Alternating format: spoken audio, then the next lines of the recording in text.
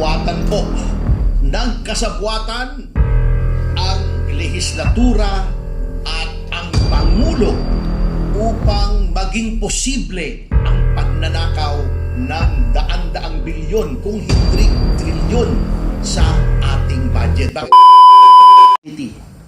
na pinungunahan ni Yusek Astra?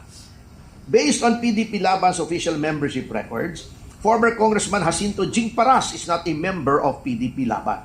As such, any statements, opinions, or positions he has expressed are made solely in his personal capacity and should not be construed directly or indirectly as reflecting the official stance, policies, or positions of the party. Mr. Paras is not an authorized spokesperson of LPDP Laban, nor does he represent any of its officers or its leadership in any official or unofficial capacity. PDP Laban remains committed to maintaining clarity in its official communications and urges the public to rely only on duly authorized statements issued by the party or its recognized representatives. End of statement. Kinaklaro ko lang po na hindi po namin pinipigilan ang kahit sino na maghayag ng kanilang saloobin sa kahit anong forum, lamang sinasabi po namin na yung mga hinahayag pong mga opinyon na yon ay hindi po opisyal na stance or posisyon ng Partido Demokratiko Pilipino. Opinions they may want. This is a free country and free expression is guaranteed by the Constitution. Salamat po. Thank you very much, Attorney Ferdy Topacio. Si Ferdy po ay nagpahayag at ipinarating po sa lahat ng ating mga kababayan, Luzon, Visayas at Mindanao ang statement po ng ating pong acting chair, si Secretary Alcusi. Salamat po sa pag-update sa ating mga kasama. You're welcome, Attorney Penny. Ay nandirito. At gusto ko pong ibalik muli sa inyo ang aking pong unang pagpapahayag na inaantay po namin ang inyong kasagutan dahil maliwanag na kapag talagang ang naglatag ay si Atty. Topacio, talagang may diin at talagang tunay na maliwanag para sa kaalaman ng ating mga kababayan. Atty. Topacio, my first question po sa inyo is ano po ang pinaka-core issue ng dininig ngayon ng Korte Suprema? Attorney? Maraming salamat, Attorney Penny, Yusek Astra. With your kind permission, ganito po yan, ano? Unang-una, nais kong ihayag ang aking kalungkutan dahil mukhang yung oral arguments po, kahapon yun, ano? Yeah, April 7, sa Korte Suprema ay parang hindi pinapansin ng mainstream media sa kung anong kadahilanan ay hindi po natin alam. Kaya taos-puso po talaga ang aming pasasalamat sa mga vloggers na kayo na lamang po ang inaasahan ng taong bayan at ating mamamayan na maghatid sa kanila ng tunay na pangyayari.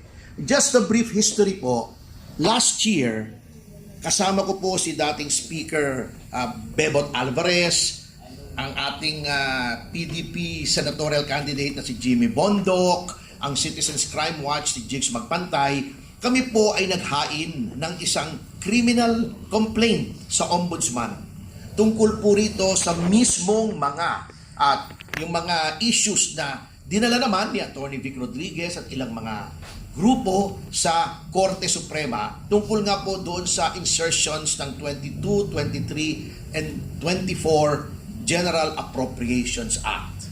Lamang, ang nangyari po ay since hindi pa po agad nadinig hindi natapos yung pagdinig dito sa petisyon na inihain ng ilang grupo rin na kinakwestiyon sa Korte Suprema ang konstitusyonalidad nitong mga insertion, ang sabi ng Ombudsman ay, sandali po lamang, hintayin natin kung anong magiging desisyon ng Korte Suprema tungkol sa constitutionality sapagkat pag sinabi ng Korte Suprema na yan ay hindi labag sa konstitusyon, walang kasong kriminal. Kung sinabi naman na yan ay labag sa konstitusyon, susulong yung kasong kriminal. Kasi iba po yung usapin sa Korte Suprema, I have to clarify, ito po ay strictly legal yung issue, purely legal. Constitutionality. Labag ba o hindi sa saligang batas yung ginawang insertion sa tatlong General Appropriations Act? Ito naman po, ang criminal case ay dapat bang may kriminal na pananagutan ang mga tao na gumawa ng insertion sa pangunguna nga ni dating Speaker Martin Romualdez. So yun po ang dalawa. Yun pong nilitis Actually, naglitis na po yan antimano. Ito, naglitis na ulit at inumpisahan na. Ang usapin po, reduced to its simplest term, sapagkat hindi naman po natin pwedeng puntahan ng detalye sapagkat may doktrina po tayong sinusunod na sub judice. Kapag ang isang bagay ay nasa harap na ng korte, hindi na po natin pwedeng i-discuss yung merits ng case, yung mga facts lamang.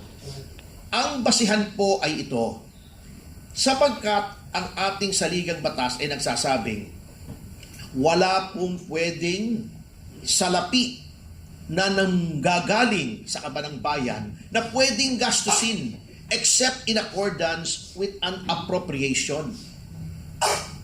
Na ang appropriation pong yan ay nanggagaling sa General Appropriations Act. Kaya nga po, General Appropriations Act po yan, Ngayon po, ang naging issue rito, may mga, yung tinatawag nilang unallocated appropriation. Kapag sinabi po nating appropriation, according sa jurisprudence, yan po ay mayroong halaga, number 1, at may pagtutunguhan. Halimbawa, Unprogrammed allocation. Yun ang program, di ba? Yun ang according to law. Halimbawa, ang gobyerno ay nagsabing meron meeting ngayon dito, April 8. Bibili tayo ng 100 bote ng tubig sa halagang 10 pesos each. Therefore, magkano yun? 10,000 ba? 1,000. Mahina ako sa math, kaya nag-abogado ko eh. 1,000. 1,000 piso yun. Okay po yun. Nasa batas yun. Ngunit, pag nilagay mo dyan, flood control, lump sum.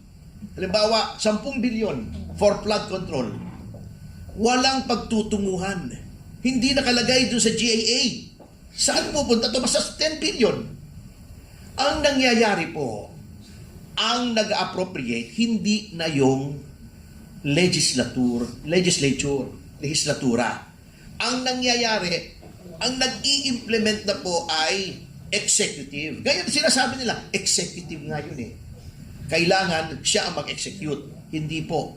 Ang ine-execute lamang po ng ehekutibo ay kung anong nakalagay doon. Kaya nga po, meron yung tinatawag nilang president's budget, isasumit yan sa legislature. Ang legislature is supposed to be the guardian of the public purse. Kung maaari nga po, pag sinabi ng Pangulo, ito ang aking budget, 1 trillion. Dapat nga ang ginagawa ng legislature, boss, baka pwede namang 900 billion na lang. Nakatipid tayo ng 100 billion. Kasi dapat pinangangalagaan ng legislatura ang pondo ng gobyerno. Hindi naglulustay. Ito, baliktad. Number 1, sinabi ng ating Pangulo, ito ang aking budget. Di ba? Ito yung budget para dito, para roon, 1 trillion. Ang ginawa ng legislature, tanggalin natin ito rito, ilagay natin dito, tanggalin natin dito, at lagay natin dito, at gawin natin, halimbawa, 1.2 trillion. Dinagdagan. Tinanggalan ng pondo yung priority ng Pangulo, nilagay sa mga bagay kung saan kinurakot naman nila, at very clear yan. Very clear yan. Hindi ko na kailangan patunayan yan kasi ang Pangulo mismo nagsasabi, di ba? Hindi na ba kayo nahiya? Ibig sabihin, kinupitan nyo yung budget. Paano nila nakupitan? Yun yung unprogrammed allocations. Yan. Yun yung sinasabi namin insertion. Ito ang binibigay ng Pangulo, ito yung gusto ko mangyari, pinagsisisingitan nila ng kung ano-ano. Bakit sinasabi natin may kasalanan ang Pangulo? Hindi naman pwedeng hindi alam ng Pangulo yan di ba? Di ba pagkatapos niyang ibigayan, ayan, mamaya i-explain. Mas magaling dyan si Haka Astra sa akin pagdating sa procedure. Attorney, thank you very much Pero gusto ko susugan po yung sinasabi niyo para bigyan paglilinaw din dun po sa ating mga... Yeah, of course. Attorney, medyo ipasok ko lang po to. Oo naman. Insertion na yan,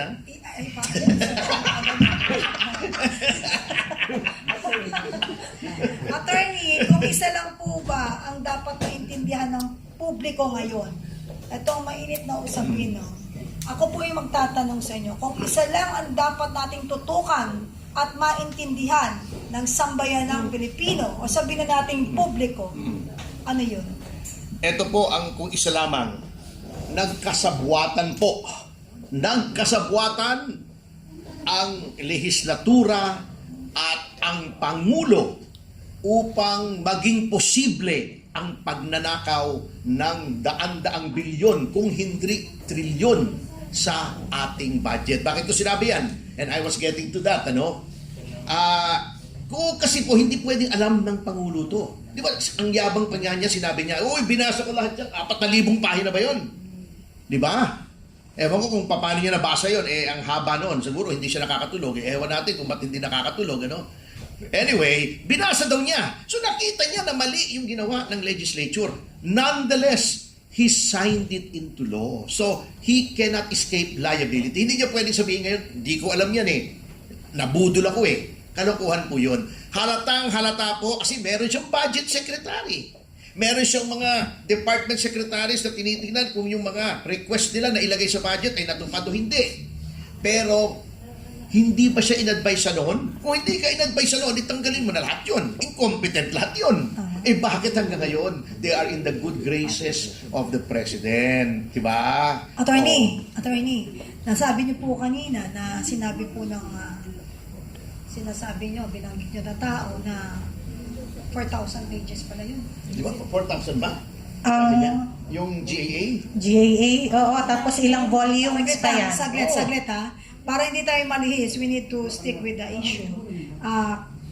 Napakagaling pala niya, no?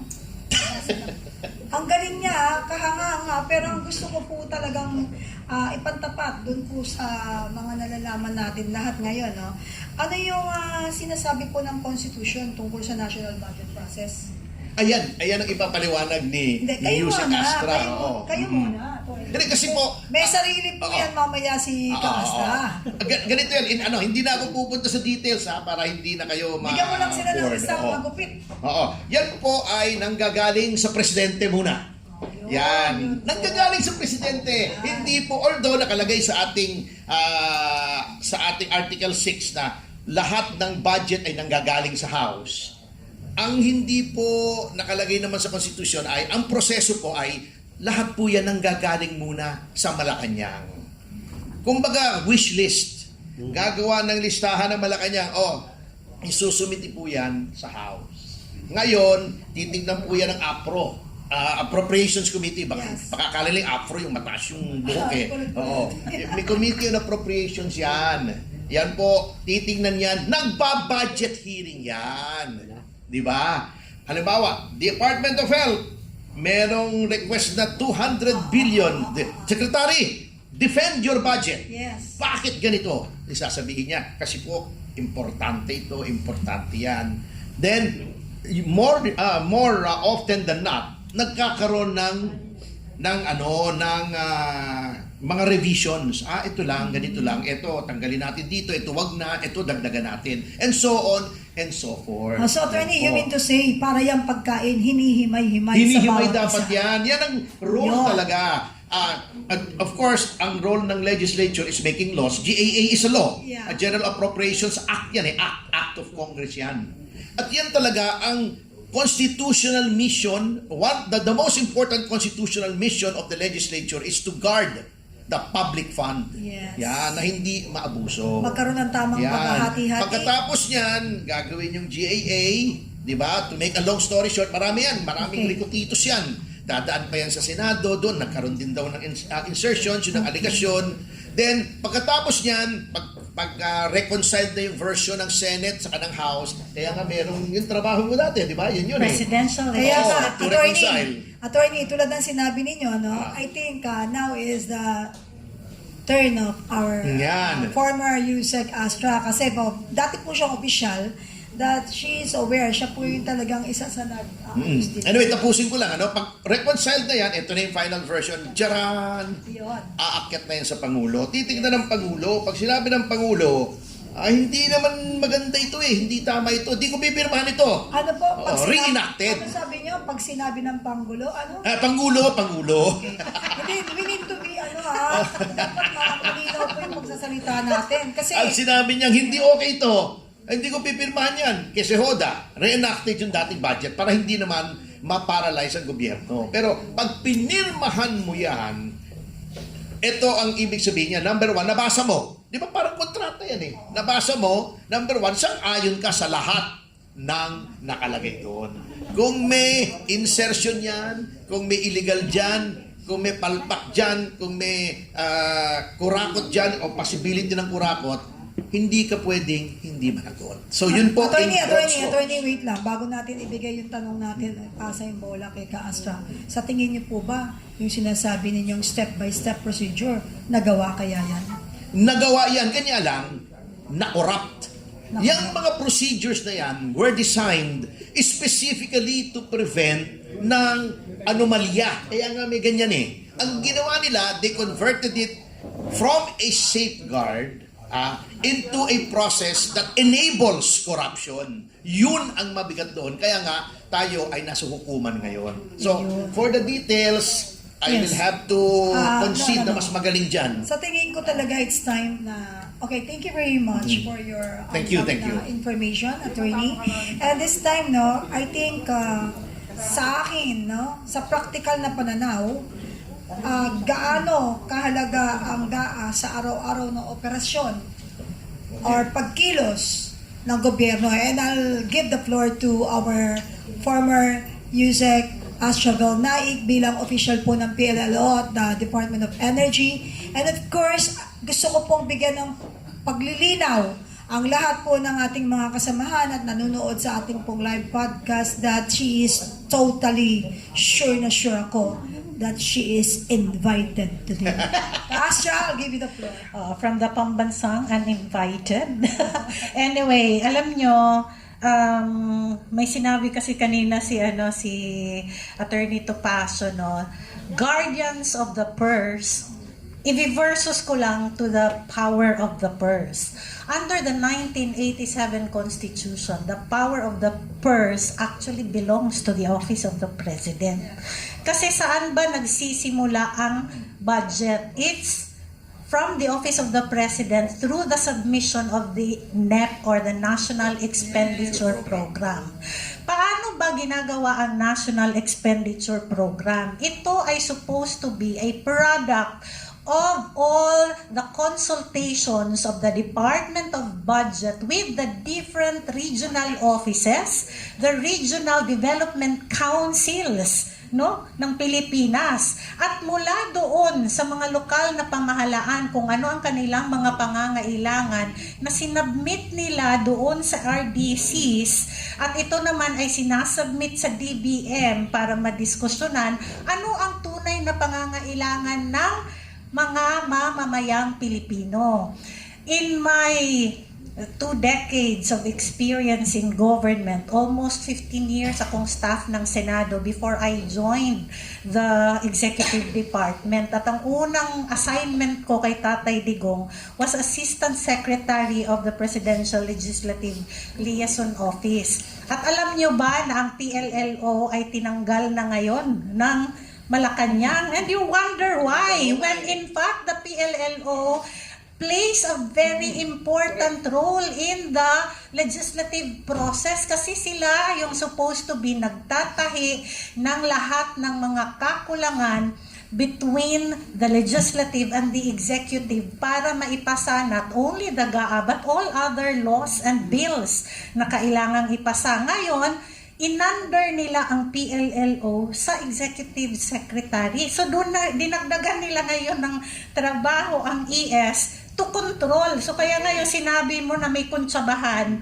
I believe this is also one of the things that they did para mas maging pulido ang kanilang kuntsabahan, di ba? So from the NEP, ito ngayon ay sinasubmit preferably during the SONA. Si Tatay Digong ginawa niya yan dati. Hindi siya pumaltos na sinasubmit niya during the SONA yung NEP. Sa panahon ni President Marcos, there's a time na hindi sinabay sa NEP sa SONA ang pag-submit. Ngayon, After that, sinabi ni Attorney Topacio kanina, nagkakaroon ng discussion first in the House of Representatives. Kasi sila yung mauuna bago yung Senado. Basta sa appropriations, dinidiscuss, tinatawag ngayon ang lahat ng mga sekretaryo ng different departments para depensahan ang budget. Kung titingnan nyo yung difference between the unprogrammed funds ng panahon ni Marcos, magkano yung naidagdag na nilagay nila sa unprogrammed funds? 449 billion pesos. At masingit ko na lang yung sinabi ni Saldico that Bongbong Marcos was asking for 100 billion per year. 25%. Oo, that's 25% of the total unprogrammed funds. Ang tanong mo dyan, sa'yo na nga nanggaling yung NEP, bakit ka pa manghihingi ng unprogrammed funds? Di ba? You are the programmer of the whole budget and the whole fiscal authority of the government. Bakit ka nanghihingi ng unprogrammed funds? Di ba? Bakit ka nagpapa-allocate for flood control? Specifically yun na sinabi ni Saldico, hindi ako ang nagsabi, lumabas yan kahapon. Humihingi siya ng 100 billion a year specifically for flood control. If you are in your right mind as a president, dapat nilagay mo na yan sa NEP. Diba? Meron ka palang programa for flood control, bakit mo isasubmit after the submission of the NEP? It's so preposterous for a president. Kaya sinasabi namin, you do not know what is your task as a president of the Republic of the Philippines because the power of the purse belongs to you. Why? You are the first proponent of the whole budget and you are the approving officer of the whole budget. So bakit ka in between your proposal and your approval of the final budget mag-i-insert? Because dito sa insertion nangyayari ang padrino system. 'Di ba? Naglalakad ngayon yung mga nagpapadrino, speaker, pwede bang dagdagan nyo kami kasi ganito, ganyan. Oo. And yung Kuntsabahan, alam nyo, this is the first time, sabi ko sa inyo, 20 years na ako sa gobyerno, started with the Senate. Never have I seen such pamamalakad of the GAA preparation, the GAA In fact, meron pang naninot, and I am very happy Supreme Court did this, kahapon. Sinabina nila ngayon yung SARO. SARO is the Special Allotment Release Order. Kasi ito yung final kanino ba napunta talaga yung pera? Like the unprogrammed funds, kanino nila ibinigay, and you will see it in the SARO. So, hail to the Supreme Court! You truly are the guardians of the Filipino people for sending a subpoena, para sa submission of the SARO. Another thing na ginawa nila ng kongresong ito under the administration of Marcos is the creation of the small committees after the BICAM, which has never been done in the history of the Philippines. And yes, di ba, attorney, it does not have a legal basis. And ang sabi sa atin ng ating mga kaibigan, in the small committee sessions, laging present si Secretary Pangandaman, which tells us na yung bang nangyari nila sa small committee report, doon sila di ba? Kasi naalala nyo na may mga blank pages. There were blank pages doon sa BICAM report. At doon nila tinira sa small committee report kung paano nila nadagdagan itong mga budget na hindi nararapat. So, ang tanong natin sa taong bayan, papayag ba tayo na ganito, na binubudol ang ating mga taxes? Hindi, siyempre. Siyempre hindi, kaasya, walang ganon. Gusto ko po sanang pasalamatan ka sa iyong pagpapahayag. Masyado kang magpasabog, unti-unti lang. Kasi sa totoo lang, huwag ka magmadali. You are invited. Kailangan magmadali kasi. Sandali lang. Eto ka, Astra, kung may constitutional defect ang GAA, sino ang unang maapektuhan?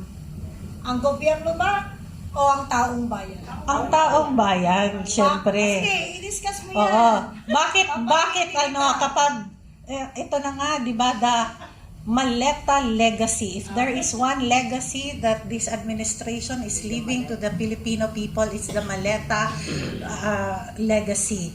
Bakit nga ba napakahalaga na dapat hinihir ng Blue Ribbon Committee ang Maleta?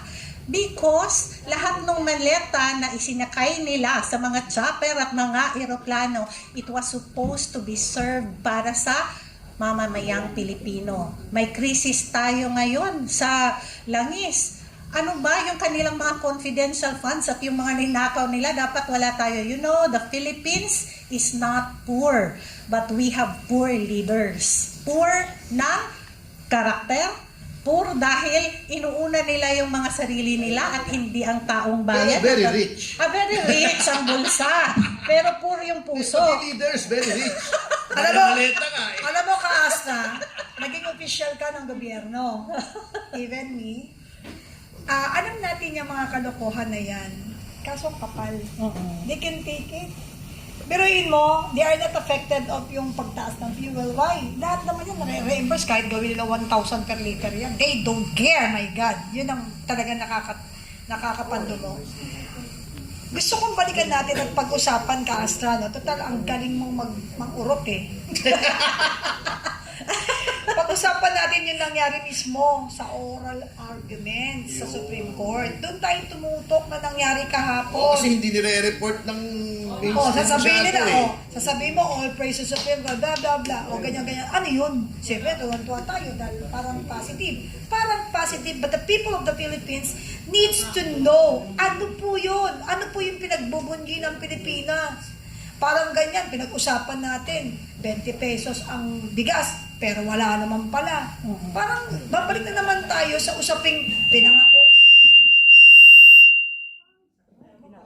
Sound system nagagamit sa Hindi, ibig sabihin, babalik na naman tayo mga Pilipino sa usaping pinangakuan na kayo, gusto nyo pang matupad, spoiled brat kayo.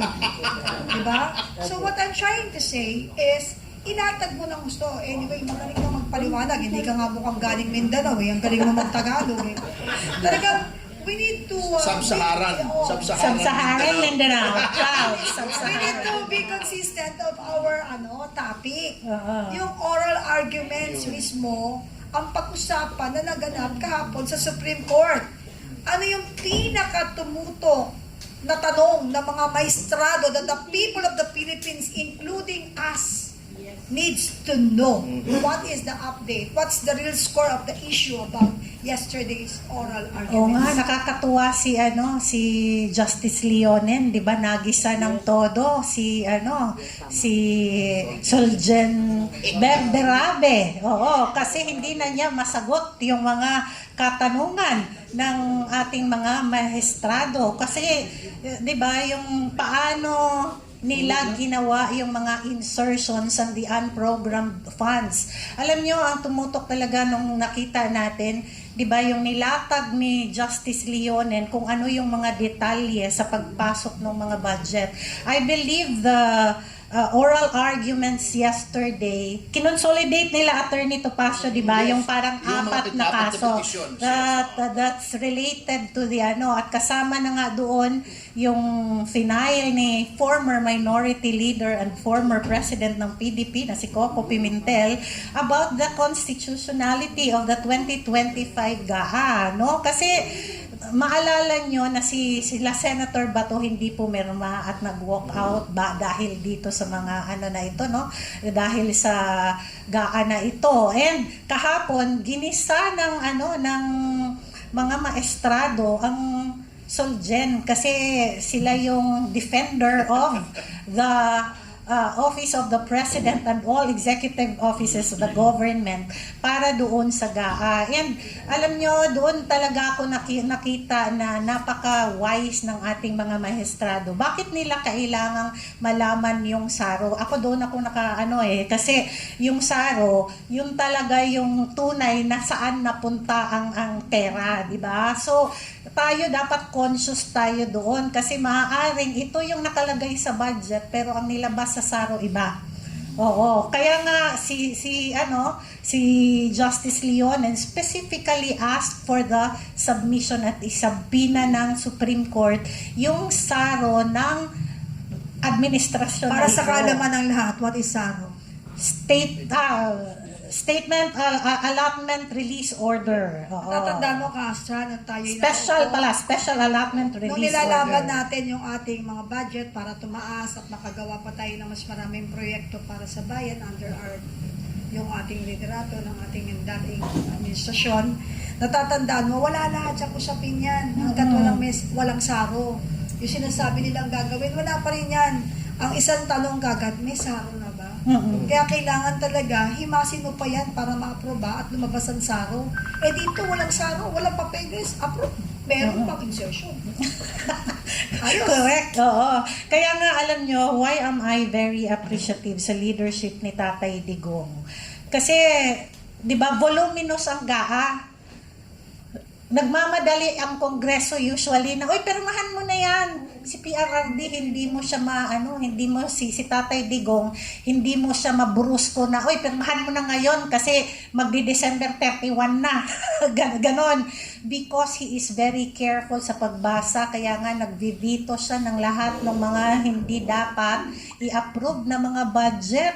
And look, sobrang ganda ng pagpapalakad ni Tatay Digong sa kanyang panahon at hindi tayo nagkaroon ng, hindi natin sinasabing perfect ang kanyang leadership or perfect ang kanyang ang kanyang administrasyon, but he did 90% of the job, na talagang kumbaga kung meron mang mga pagkukulang na hindi niya na achieve, yun nga yung hope niya that this administration ay continuity. Kaya nga sinuportahan natin ito because of the continuity na promise para sa atin. Kaso, ang nangyari, hindi naging continuity, kundi naging maleta legacy. Yeah, tama ka doon. Nasyak ako doon. Pero sa totoo lang, nung panahon po ng dating administrasyon, kapag alam niyang hindi nagde-deliver ng tama at hindi ginagawa, yun kung ano nakasaad sa mandate ng bawat department, tsugi ka. Diba? Yeah. Tsugi ka. Tsugi ka. Wala kang walang padrino-padrino dyan kasi siya is very parang hands-on. At kita mo sa akin sa maliit na Ahensya. opisina, ahensya kung saan ako nagtrabaho noong una sa National Parks. Kapag meron ka nakitang mali, makikita mo yung difference ng being right and being righteous. Siyempre, sasabihin mo, wag mo approve yan. Huwag niyo yan. O huwag niyo isama sa bidding yan. Huwag niyo isali yan. Why? Saka nakakita ang bumbilya, itagwa 16,500 ang isa.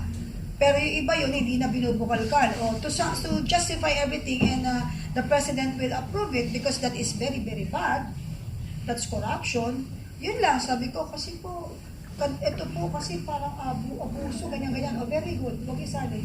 Di, tsaka ang tindi noon tayo, nung nagdidepensa tayo ng budget, grabe yung natin, grabe yung aral natin. Hindi pwedeng pumunta ka sa Kongreso at Senado na hindi ka nag-aral doon sa budget. Pero parang ngayon, iba yung nangyari kasi dinadaan na lang sa tawag, di ba? Nagbi-video call. Yung hiningin yung inaprubahan na namin mga ganyan na napakawais ni Saldico because he recorded everything. And hindi ito nangyayari before. Talagang wise siya dahil alam niya na hindi naman lahat ng lihim hindi mananatiling malihim. Kaya kung sakasakaling sumabog, meron siyang hawak dahil alam niya, pag hindi niya ito hinawakan, siya yung unang sasabog. Anyway, maisingit ko lang, insertion na rin naman ito. Ang hilig niyo sa word na ganyan. Anyway, ang natutuwa ako dun sa oral arguments kahapon, kasi pinapakinggan ko yun, nag-multitask ako kahapon, yung mga amicus curiae, ang Korte Suprema po kasi may kapangyarihan na mag-anyaya ng mga tinatawag na amicus curiae or friends of the court. Ito yung mga tao na wala naman silang pinapanigan, ngunit nagkaroon sila ng expertise o malalim na kaalaman tungkol sa issue na nahaharap sa korte. Nag-invite sila ng ilang mga opisyal ng gobyerno na maalam sa budget. Nandyan si Solita Monsod, si Franklin Drilon na naging Senate President, at si Butch Abad na budget secretary dati.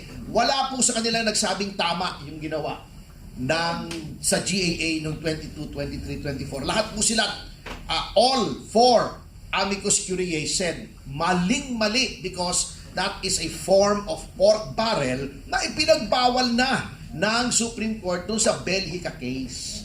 So, wala pong kakampi talaga ang gobyerno doon sa oral arguments na yon. At talagay ko, nahalata na talaga ni Senior Associate Justice Marvic Leone na talagang something is wrong. Kaya, yon hindi na nila mapagkakaila yun. Isinampi na lahat ng saro. Alam na natin, malalaman natin kung bakit yung pong distrito ni dating Speaker Martin Romualdez, dalawa ang appropriation sa kanya. Bukod pa yung sa distrito, bukod pa yung sa Leyte, City of Leyte. Can you imagine? Meron yung sa distrito as a whole, meron bang special sa Leyte? Magkano yung ibinigay sa distrito ni Sandro Marcos? 4 billion ba a year? Doon magkakaalaman na po yan. Kaya palagay ko yung mga responsible dyan na nanginginig na eh. Kasi pag sinabi ng Supreme Court yan na, uy, illegal ang ginawa nyo, yung nakabinbin po namin sa ombudsman ay tutuloy na yon. Kung itutuloy, kasi ang problema natin sa ombudsman, malihis ako ng konti, tuta ng Malacanang ang ombudsman ngayon. Sana ituloy niya. Kasi yun lang naman ang kondisyon noon ng dating ombudsman Hold it, hintayin natin ang Korte Suprema because that is the highest court. Pag lumabas yan if ang magiging desisyon ng Korte Suprema ay unconstitutional, tuloy na, criminal case na po yan, kulong na po yan, baka plunder pa yan. So yun po ang sitwasyon. Para palang siopaw lang yan, no? May special. Kaya siguro yung dokumento ng mga yun, yung banabanggit mo, yung isa sa Ilocos, yung isa sa Leyte, sigurado may pulang bilog yun. Yung papel, ano? Special, masingit natin ito ka, Penny, kasi usapang saro, di ba? A special allotment release order. Ito yung order mo na, nandito na yung pera, pwede mo nang gastusin doon sa nakaalak nyo. Ito yung nangyari sa confidential funds ni VP Sara. Ibinigay ang saro sa kanya 11 days before. Pero nakaplano na yung gastusan mula pa nung niya. Sandali lang, Ka-Astra. Kailangan tutukan niyo po ito para maintindihan niyo po yung ginawa. Ginawa nilang tanga, taong bayan, pero hindi nila pwedeng pagmukhaing tanga forever si BP Sara. Why? Kasi kami, nasa gobyerno kami. Yung sarong yan, napaka-importante. Ngayon, gipit na sa panahon, di ba? So, kailangan mailatag yan bago magtapos ang taon. Hindi, saka yung plano for the whole year, planado na yun ni VP saan gagastusin itong mga perang ito. In fact, karamihan sa atin sa gobyerno, alam natin na kung minsan, alam natin na nandoon na sa allotment. Pero kailangan mong yung programa mo na nakalista doon, di ba? Kasi nagsasubmit ang ahensya. Ito yung program ko from January to December. Hindi naman lumalabas ang saro sa January. So yung projects namin in January, inuutang na ng gobyerno sa mga suppliers. Like for example, yung papel na binili ng gobyerno, ginagamit natin sa araw-araw for our encoding and all, ginamit mo na sa January pero wala pang saro.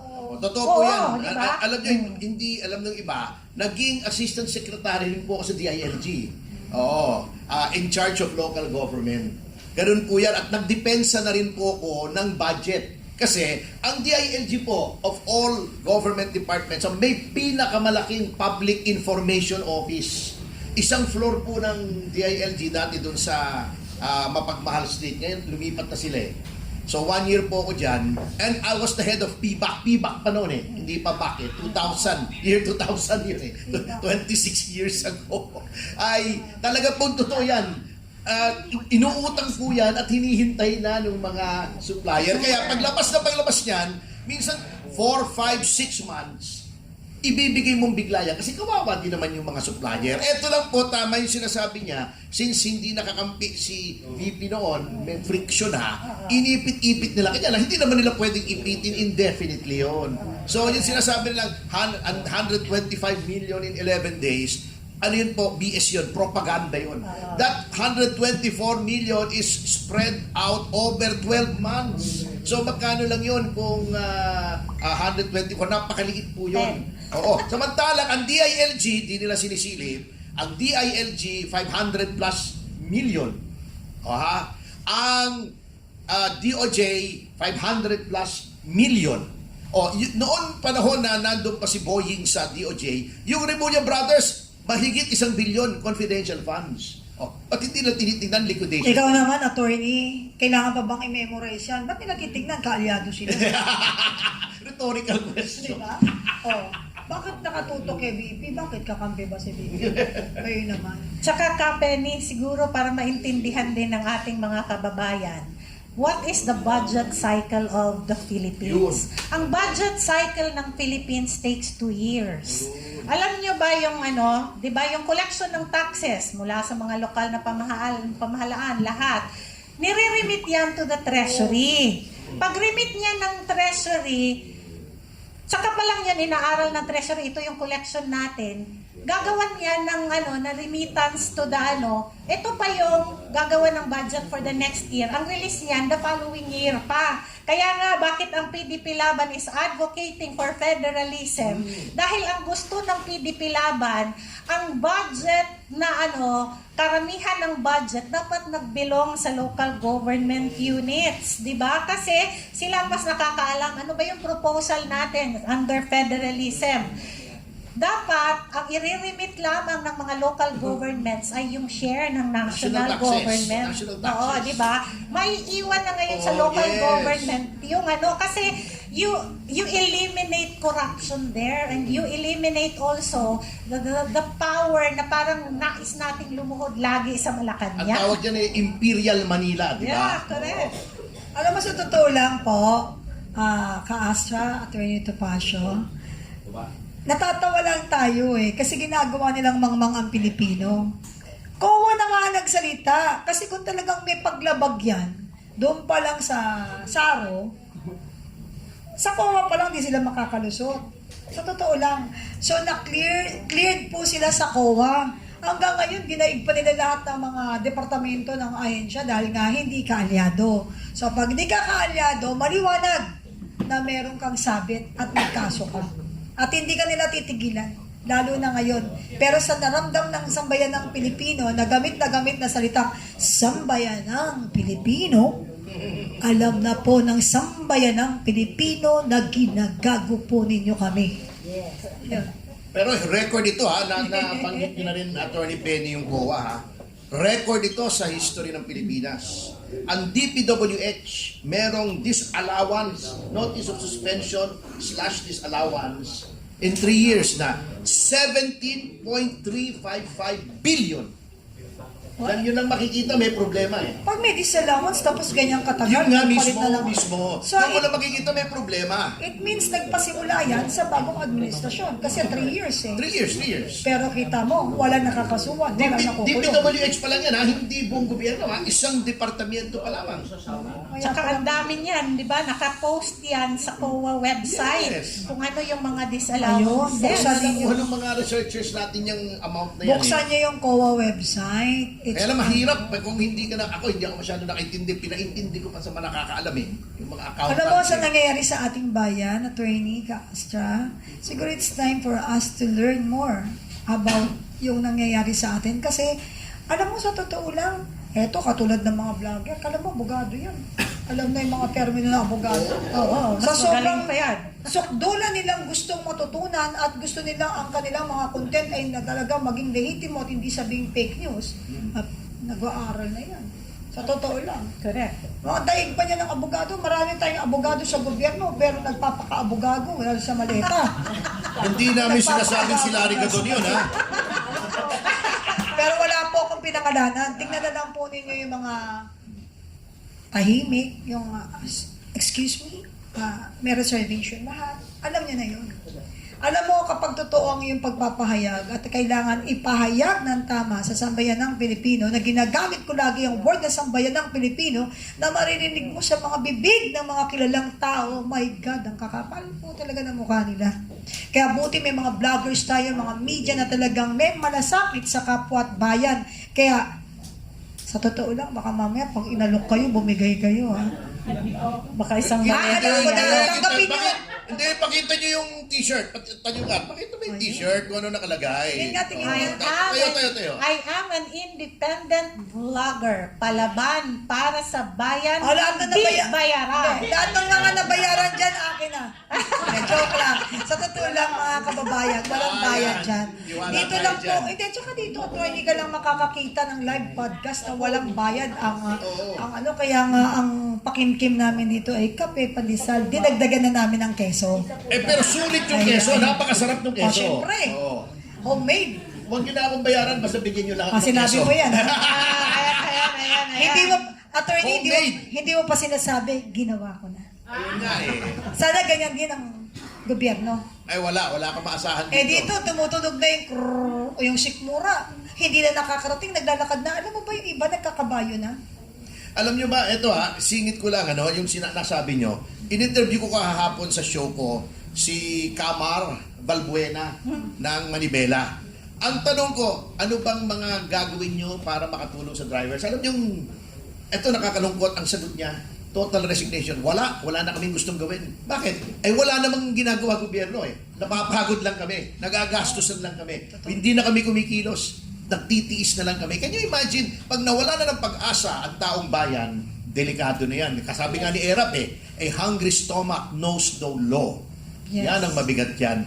Kasi di ba, dati nagrarally-rally pa yun, tigil pasada, sabi nila, kami rin na napapirwisyo, wala namang epekto sa gobyerno, wala namang ginagawa ang gobyerno. May ginawa naman ang gobyerno. Minaximize nila yung oras, nabawasan ng isang araw ang trabaho, pero kawawa ang mga nagmamanibela dahil na pinagkukunan nila ng kanilang pang-araw-araw para sa pamilya.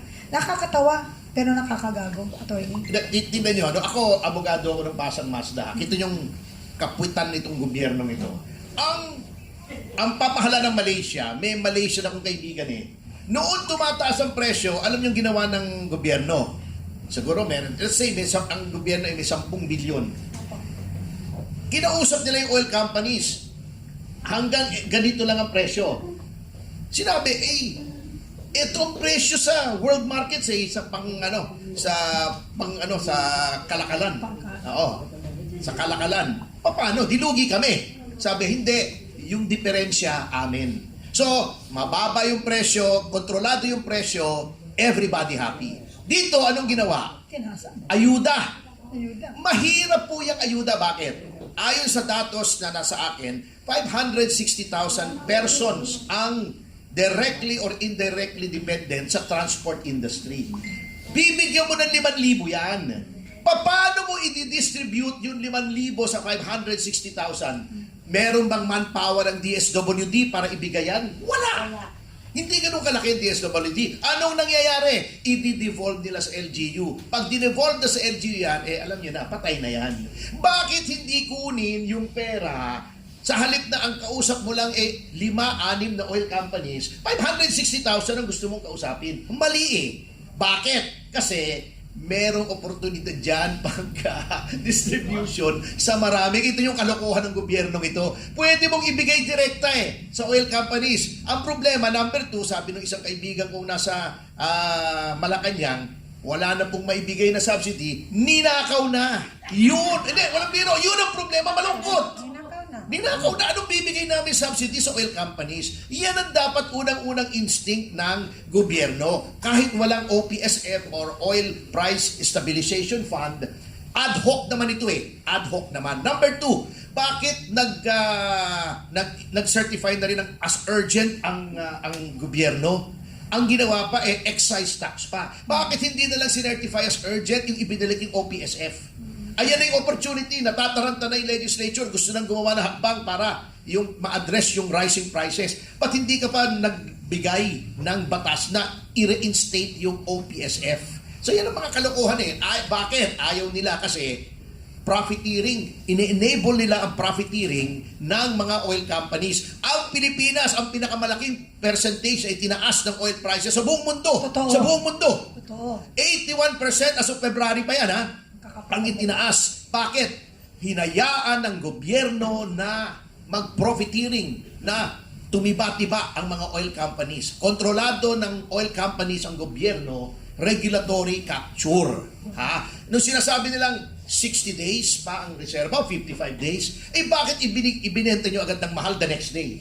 Oh. Kung sa ibang gobyerno yan, ganun ha, profiteering kayo, kulong kayo lahat. Oo. Alam mo, attorney, ewan ko kung may sense ang sasabihin ko, but definitely, that's my thinking, no? Sa ay mga tao rin siguro, kasi parehas ko rin ang pag-iisip, dahil di naman kami kasing intelligente po ninyo. Balikan natin yung usaping bigas nung araw. Nangako, 20 bigas. May crisis din tayo, no? Meron namang 20 bigas ha. Totoo yun. Oh, Sa pero tingin isang dakot lang, isang dakot Oo, lang. isang dakot. Ah, di- Dabutin. Ito, attorney, para hindi ako mawala. Kasi alam mo, minsan, tumatanda na tayo, nawawala ako eh. Pero nandito lang ako. Alam mo, attorney, yung parang kwento ng bigas, sabihin ko sa iyo, yung bigas, 20 pesos, pinangako niya. Ha? Ikaw ba, pag nangako ka, syempre mag-iingat ka. You need to protect your credibility as the head of. Credibility is very important. Pagkatapos, hindi mo na ibigay kung ano yung pinangako mo. Ako sa dami ng pera ko, kung ako si best friend mo. Gagastusan ko yan. Wag lang ako masira sa taong bayan. Kahit sarili kong pera. Dahil kapag nasira ka na, ang hirap na pong bumalik. Tatanggap na lang sa iyo kung ano yan, pero yung tiwala hindi na. Ito rin ang nangyari po dito sa krisis. Unang-una, minumulat nila sa taong bayan na walang krisis. Maya-maya, may emergency na. Pucha. Kung yan, sakit yan, o health ang usapin yan, tigok ka na. Pinatay ka pa ng paulit-ulit. Tigok ka na, nagingalo ka na, may krisis na, sinasabi walang krisis. Pero meron pala po ang gobyerno dyan. At hindi totoo na 60 days? 60 days. Dahil dito, nag-guest dito si Ma'am Cora Gidote. May resibo. Kaya pa hanggang 2 taon. May reserva tayong pera. Pwedeng wag nating pabayaan na magdusa ang ating mga kababayan. Magrebelde. Dahil sa gutom, wala ka na makikilala. Pag sumala na ng pagkainan, iba na ang tingin sa iyo niyan. Ang tingin sa iyo, karne. Pwede mo para may maihain na sa pamilya. Kapeni, tingnan mo to ha, how incompetent this government is. Pinabayaan nilang mag-increase kasi saan dapat nilalagay ang pera, di ba? Pinabayaan nila na ang mga oil companies, now I'm speaking as former DOE secretary, pinabayaan nila ang mga oil companies na magtaas. Ngayon, 152 na yata ang diesel. Di ba? Kasi, alam nyo ba ano ang ginawa ni Tatay Digong? 2021, Tatay Digong signed EO 138 and that is the implementation of the Mandanas Law. Diba? Yung Mandanas ruling of the Supreme Court. At kasama doon actually is the devolution of power sa mga local governments. But there is, imagine mo, bago nag-end ang panahon ni Tatay Digong, nandoon na yung puso niya, he was already forward-looking na dapat ang mga lokal na pamahalaan ay may kapangyarihan to regulate even oil. Kasi kasama ang Department of Energy dyan. Although right now, hindi fully devolved. Continuity-wise, ang pag-uusapan natin, dapat si Pangulong Marcos, tiningnan niya lahat ng mga executive orders, lahat ng mga ginawa ni Tatay Digong, at inimplement niya sa panahon niya ngayon para maiwasan natin ang mga sasakunang ganito, mga crisis na ganito na hindi nakaka-address. Bakit nagagalit ngayon ang mga drivers?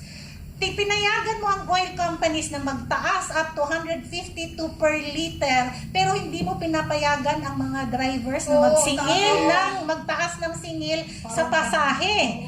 Tapos, bibigyan mo lang ng 5,000 pesos yung mga drivers. Ano nangyari? Ilang litra lang yun. Ano nangyari? Nung uwi walang masakyan ng tao. Correct. Kasi isipin na, ba't ako mamamasada? Ang mahal ng gasolina. Ang dami nga nagre-reklamo eh. Kasi yung paggawa ng listahan, problematic pa yun eh. Correct. You should attack the problem at the root. Yes. Anong root? Yung presyo ng petroleum products. Bakit hindi yung kumpanya ang tinawag mo? 7, ilan lang 7, 8 lang na major ang kausap mo. Hoy! Huwag nyo itataas. Kami munang bahala. Kung anong lugi nyo, basta ma-prove nyo na lugi kayo, kami na muna magbabayad. Dapat Sige na. ganon. Kasi gagastusin mo yun dun sa ano rin eh. Pagkano sinabi na 1 billion daw para sa ayuda. Bako ang gulo-gulo. How can you distribute 5,000 pesos at 560,000 persons all over the country, ha? Attorney, if you were the president or the head of state at nagkaroon tayo ng emergency crisis, ano ang gagawin mo at papaano yung kumpas mo? Di ba ikaw ay may kumpas eh. Kabayo yan eh. Kinapalo mo yan ba? Tsaka dapat may tapao ka. Para hindi ka malito. Blinders, oo. Baka mamaya may nagsasalita ditong babae, may nagsasalita ditong lalaki. Di ba? Kaya ganito itsura ng bansa natin. Kung ikaw ang head of state, what will you do? And why? Parang Miss Universe. Hindi, yun ang sinabi ko. Thank you for your wonderful question.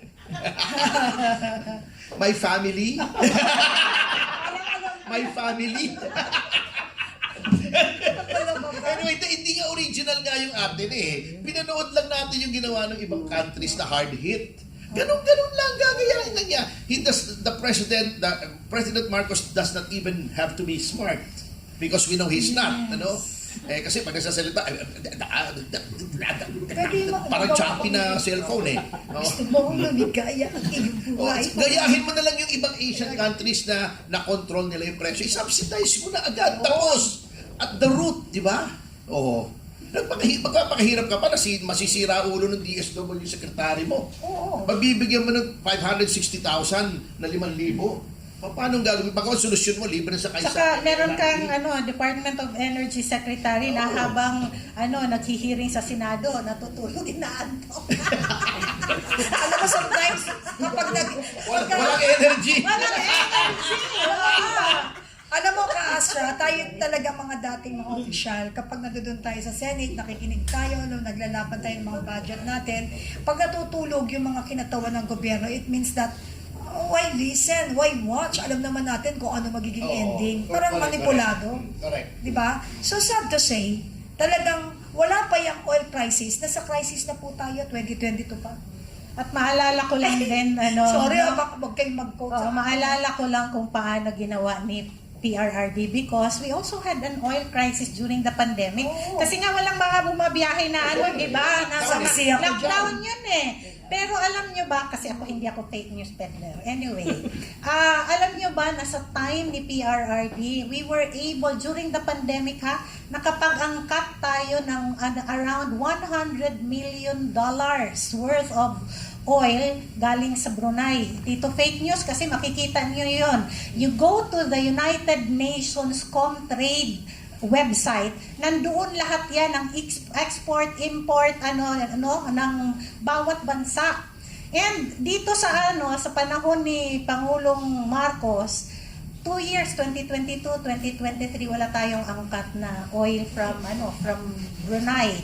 Nagkaroon ng angkat sa Brunei 2024 and that's around $25 million.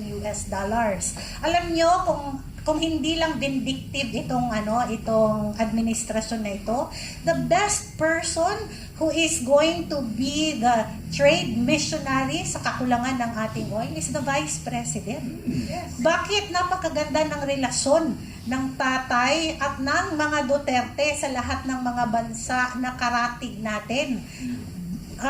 Ang tagal na ng BIMP-IAGA, this is Brunei, Indonesia, Malaysia, Philippines Agreement, trade agreement.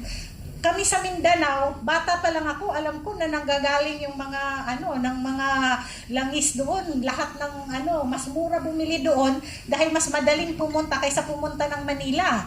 And sinabi ko nga, supposed to be ang mga local governments may power na dapat to talk to foreign investors and di ba? But the EO 138 ay hindi fully in-implement ng administrasyong ito. 2021, before the end of PRR this time, nag-issue siya ng EO. Kaya pala may langis na dumating sa Davao City from Brunei. Oy, ka-Astra, yan Oh, pa na sinabi naman. naman ako na Alam nyo. mo ka-Astra, ikaw na yung Miss Uninvited ngayon na sikat, even if you are invited today. Ayan ka na naman, you will tackle up issues na lagi kang nai-issue. Brunei na naman yan. Are you Brunayuki? Anyway, madagdagan ko lang yun, ano? By the way, ito ay expose ko, no? Alam nyo, bini-BS tayo ng DFA natin. Alam niyo naman yung BS. What is BS? Bullshit. Sige, sabihin ko na. Tinanong mo eh! Tanong ka ng tanong eh. Walang bayad magtanong dito sa I-blip kapihan. nyo na lang, i-blip nyo na lang. Alam nyo kung bakit? Ito ha. Ito ang storya tungkol dyan sa langis. Sabi ng DFA natin, nakipag-usap daw sila sa Iran. Can you imagine? Ang galing, ano? Nakipag-usap sa Iran. Si Donald Trump, hindi makumbinsi Iran. Tayo, ang galing natin, ano? Nagpa-photo op pa yung magandang babaeng sekretary natin ng DFA. Sino yun? Yung sekretary ng Lazaro. DFA, di ba? Secretary Lazaro. Lazaro. Hi, di ba? Sek. Napakagandang babae, di ba? Yes. She is beautiful. Kasing ganda ni Laila de Lima. Oh, yun. Ikaw talaga maganda si Sek. Anyway, maganda naman si nagpa-photo Sek. op pa dun sa Iranian ambassador. Ito ang sinabi nila sa atin, ha. Nag-usap na daw sila at okay na daw. Sabi daw ng Iran, padadaanin nila lahat ng barko ng Pilipinas sa Strait of Hormuz. Teka muna. Hormones eh. Meron akong classmate noon na nag-drop out na sa law school na nag-career sa foreign service. Naging ambassador na sa Russia. Tinawagan ko, ano ba to? Anong storya nito? Diplomatic success ba? Sabi niya sa akin. Ayaw siyempre magpangalan. Siya ang nagsabi sa akin, BS yan pare. Sabi ko, bakit? Walang tanker na malaki. Walang barkong malaki na Philippine registry na dumadaan sa Strait of Hormuz. Iba yung mga dumadaan dyan, ang lalaki dyan. Yung mga VLCC, mga very large container na container craft. Yan. Walang Philippine registry niyan. Yung sinasabi mong pag yan ay papunta sa Pilipinas, papadaanin, sabi niya, hindi totoo yan. Sa diplomacy, wala silang pakialam kung saan papunta yung barko na may dalang langis. Ang importante dyan, registry. Yan. Kanino ba naka-register yan? British registry yan. Hindi pwede kalaban ng Iran. Hindi dadaan yan. Ang nakapag-negotiate, Japan, India, Pakistan, China, dumadaan kasi kakampi nila. Yung iba, sabi niya, pag sinabi nila na lahat yung mga tanker na papunta sa Pilipinas ay pinadaan sa Strait of Hormuz dahil nakipag-usap sila sa Iran, hindi po diplomacy yun. Ang Iran, basta hindi papuntang Amerika at hindi American registry yung barko, padadaanin, magbayad ka lang. So, di ba, the next day sinabi, hindi porkit pinadaanan ng Iran yung mga tanker papunta sa Pilipinas, ibababa ang presyo. Bakit?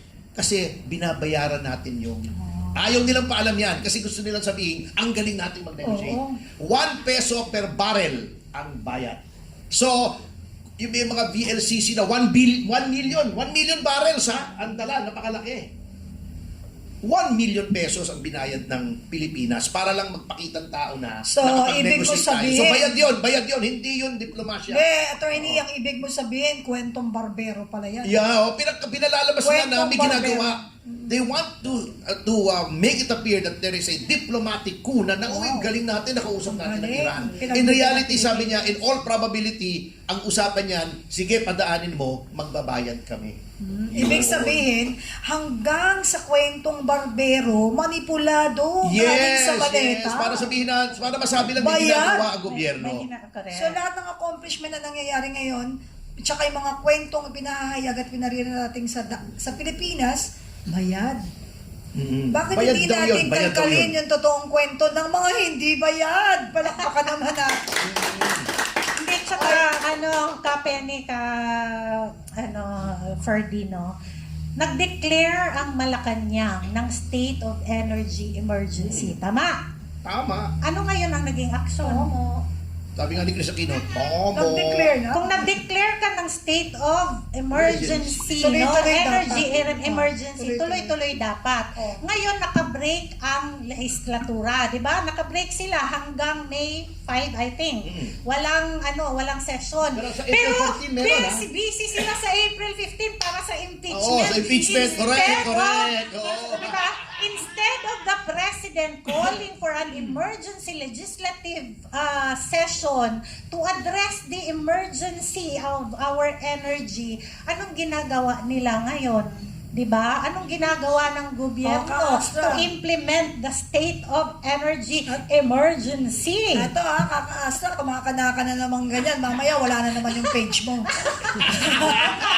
Sinala yung page, yung account. Kaya ko. mga kaibigan, pag hindi nyo nakikita, di ba nawawala rin yung PDP NCR? Ito na. Kaya medyo ako ngayon. Patwitams tayo dahil wala na Kapeni, nakikita sa page sabi namin. nila kakasuhan nila lahat ng fake news peddler kasi sinabi ni na nagpunta yung at meron daw tayo padadaanin. Bakit dapat kasuhan ni Secretary ng PCO ang Iran military page? Kasi there's an Iran military page. Kumalat ito na Kakasuhan. meron post ang Iran military page na according to the ang Filipino source na allow daw yung Filipino vessel. Ibig sabihin, it's a fake news daw na allowed ang Filipino vessel. That's an Iran military page with 1 million followers. Oo, nakita ko to, sinare ito ni Adrian. Maraming nag-share nito, Sino no? Adrian? Samin? Adrian Bersamin? Pascual. Alam mo, Kasta, kaya ka lagi na wawaw mali.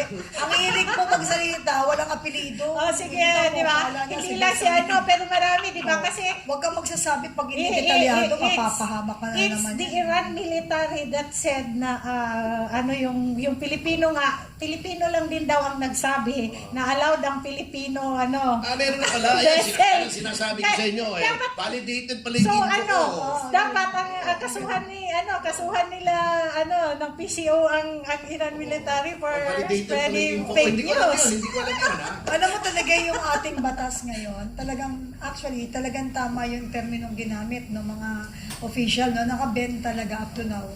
Kaya nga sabi ko sa iyo, yung Supreme Court, di ba, sa harapan may timbangan na gano'n. Tingnan mo, baka medyo nakagewang na eh. Nakaganon. Ay, hindi. Ang Kasi- Supreme Court naman hindi eh. Yes. Pero doon kasi meron tayong yung babae nakapiring. Sa totoo lang, gusto kong mag-design ng ganyan, mag-drawing eh. Wala, yung piring niya ngayon may butas dito eh. Kasi hindi balanse. Buti na lang talaga nanindigan ngayon ng Supreme Court. And it's a good news for us. Kasi baka ginagawa na yung timbangan ng tama. Talagang mali ang timbangan for me. Tsaka alam mo, Kapeni, nakakalungkot na nasa state of energy emergency tayo. Ngunit hindi nagkakaroon ng kapangyarihan ang mga local governments. Kaya tama yung sinabi nila na walang alam yung Davao about the pagdating ng kasi ang nag-aangkat at kumukuha ng mga are the oil companies, di ba? At hindi ito sa local government, nakasalalay ito sa national government. And walang ginagawa yung ating pamahalaan ngayon to check magkano ba yung angkat nila nung kasi alam ko ngayon, may alam ako kung saan makakabili ng ng oil na Saan? Ba't di mo i-share? Hindi, wag na kasi sasabihin na naman masasabihin mo ako ganyan, pagkatapos hindi mo sasabihin. yung mga katabi natin yan ang hirap sa iyo eh. Pag Let's nagsalita sige. ka saan? Malaysia, Singapore, may mga excess yan na meron tayo dyan Binibitin mo yung madlang people. Oo, ibig kong sabihin, ganun ang ginawa ni PRRD. Nilayon niya yung mga mata natin sa malalayong bansa, inilapit, pero walang ginagawa ang Department of Energy for this para ang pinaka masaklap dito, yun nga, di ba, na hindi nila kino-call out ang attention ng mga oil companies. Hindi mahal ang kuha nila. Bakit 152 ang presyo natin ngayon sa Grabe ating naman. sa ating profiteering. Wait, sandali lang ka, Astra, baka makota ko kasi may sinasabi ako kanina na putol mo. Sabi ko, ang alam ko, yung words kanina na ang alam ko about yung sa bend ng load, pati yung nakapiring, may karugtong yun eh, pinutol mo. Ang alam ko, narinig ko, nabasa ko, but it's not myself. Ha? So, baka makauta ko, kasi mahirap yung pag napuputol ka, pag nagsasalita ka, bukas, kulong ka. Oo, Di ba? kukulong na tayo nito. O kaya nga ikaw, kapag ka kunwari, ano mo lang yun, ginrab mo lang, lagyan mo sa dulo ng CTTO. Okay. Oh, ikaw, Di umano. lagyan mo ngayon. Di umano. Di umano. Sige, di umano. Di umano, sa aking pong pagkakaalam, pakiwari ko, ay hindi naman tunay na naapektuhan ng ating bansang Pilipinas ng pagtaas ng krudo, bagkos ito po ay dinagsa ng mga buwayang, mga manininda at mga oligarch po daw. Sabi po nila, CTTO, di umano. CTTO, di umano. 152 na ang diesel. Mahirap na. Baka ma-astra ako. Okay lang yan. Hindi yan okay, ka-astra. Kaya nga ako talaga, binigyan diin namin ang pagpapakilala that you are talagang invited and we are thankful that you are here today. At wag mong guluhin. Okay. Tapos magsasalita ka na naman, tapos sasabihin mo, ay wag na, baka bawal. Wag na umpisa ng kwento. Nag-intro ka, tapos bibitinin mo ang tao. Tama, okay. Go. Okay, ano nga pala yun?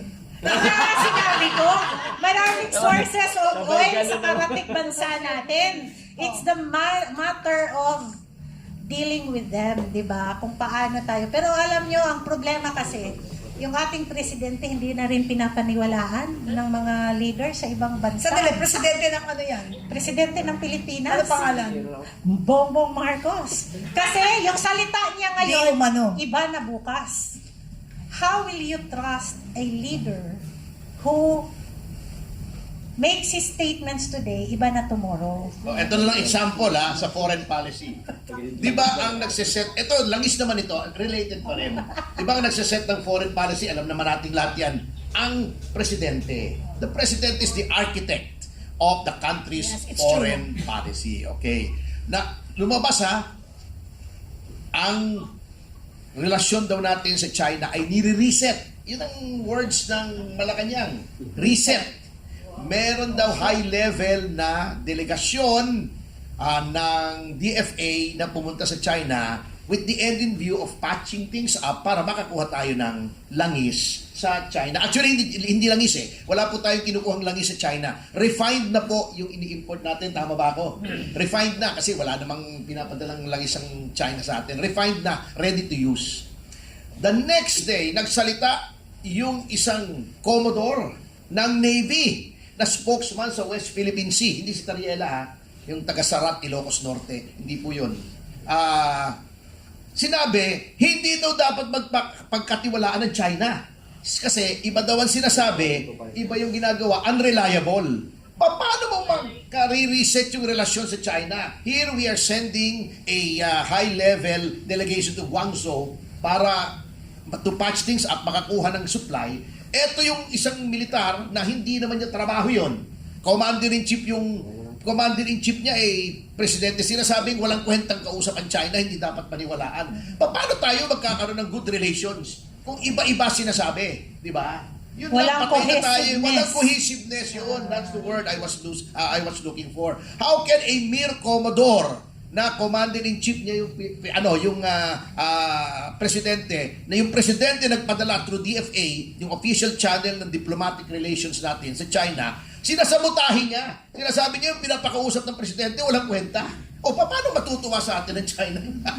Bago mag-arrest tayo na mag-arresto dito, sinasabi natin, espiya ng China. When you arrest someone and say na espiya ka ng isang bansa na may diplomatic relations tayo, parang sinasabi mong hindi mapagkakatiwalaan yung bansang yan, nag-i-espiya rito. Sampal yan sa isang bansa. Pag sinabi mong meron dito nag-i-espiya for China, mabigat yun. So, paano ka bibigyan ngayon ng langis ng China? Oo nga. Sinisiraan mo, di ba?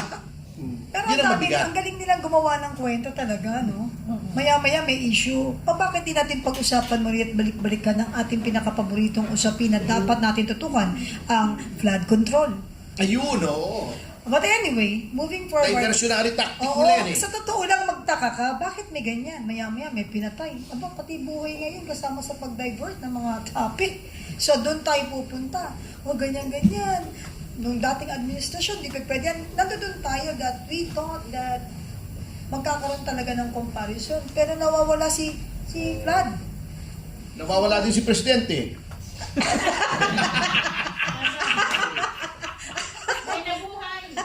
Alam mo, eto alam mo, Easter nga eh. Sabi Naman niya ang na, Easter nga. Easter nga alam eh. mo sa totoo lang eto kapag si Atty. Topacio kasama ko, kinakabahan talaga ako eh. Ako Baka nag-iingat. damputin na tayo Ako paglabas. nag-iingat talaga ako. Kailangan may matirang isa sa atin. Okay lang kayo po, sila po dalawa. Ako po kasi ang magdadala po ng pagkain sa loob. Basta hindi kami uulit ng ulam, ha? Ako bahala sa inyo. Huwag na rin nyo ako Basta yung idamay. keso, dalan mo ako yung keso gawa mo. At may pandesal na mainit. Ito Kastra, o kaya sa dalawa po nating mga kasamahan ngayon, no? Sa inyo pong mga assessment, alin po ang pinakamalakas na argumento at sa inyo pong pag-assess din, ano naman po yung pinakamahinang punto doon sa usapin natin ngayon? O, sige. Sa defense kahapon nung Balik natin sa Ikaw, kasi ikaw yung abogado. Pag kayong kasama ko, Oo. nag-iiba-iba ang topic eh. Para sa akin, wala eh. Nawawala. Walang mahinang argumento. Kaya Lahat hindi ng kami argumento nag-i-script malakas. dito eh. At kaya nga nag-agree yung mga amicus curiae. Usually, Resource ako, person. may mga na-argue na ako sa Supreme Court. Modesty aside, naka-anim na panalo na ako sa Supreme Court on doctrinal issues. May mga amicus curiae nagsasabi ganito, yung isa nagsasabi naman ng ganon. Katulad dun sa dun sa yung mga amicus briefs dun sa yung kung may karapatan ang Secretary of Justice na mag-issue ng HDO, yung Arroyo versus De Leon, Secretary of Justice na sinabing wala.